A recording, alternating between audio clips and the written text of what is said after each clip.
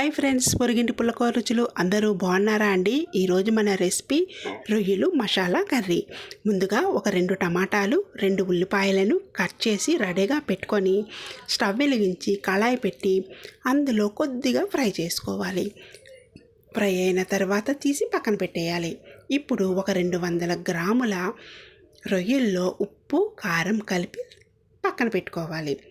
ఇందాక మనం ఉల్లిపాయలు టమాటాలు ఫ్రై చేసాం కదా, అదే ఫ్యాన్లో మరొక గరిటెడు ఆయిల్ వేసి బిర్యానీ ఆకు అల్లం వెల్లుల్లి ముద్దను వేసి బాగా ఫ్రై చేసుకోవాలి. అల్లం వెల్లుల్లి కొద్దిగా ఫ్రై అయిన తర్వాత ఇప్పుడు మనం ఇందులో మసాలా కలిపి పెట్టుకున్న రొయ్యలు ఉన్నాయి కదా, రొయ్యలను ఇందులో యాడ్ చేసేసుకోవాలి. ఈ విధంగా వేసి బాగా కలుపుకోవాలి.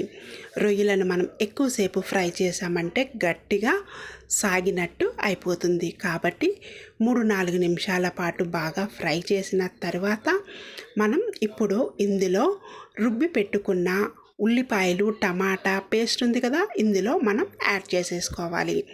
ఈ విధంగా యాడ్ చేసేసి ఇప్పుడు మనం బాగా ఈ ఉల్లిపాయలు టమాటా పేస్ట్ని కొద్దిగా వేగనివ్వాలి.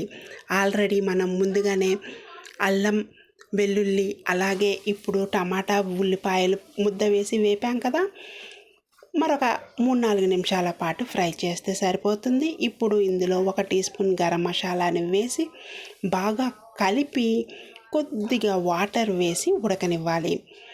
ఈ విధంగా కలిపిన తర్వాత మనం మిక్సీ జార్లో కొద్దిగా 1 టీ గ్లాస్ వాటర్ వేసి బాగా కలిపేసి మూత పెట్టి ఒక 3-4 నిమిషాల పాటు ఉడకనిచ్చామంటే ఎంతో టేస్టీగా ఉండే గుమగుమలాడే మసాలా రొయ్యల కర్రీ రెడీ అయిపోతుంది.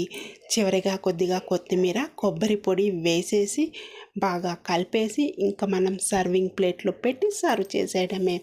ఎంతో టేస్టీగా ఉండే మసాలా రొయ్యల కర్రీ రెడీ అయిపోయింది.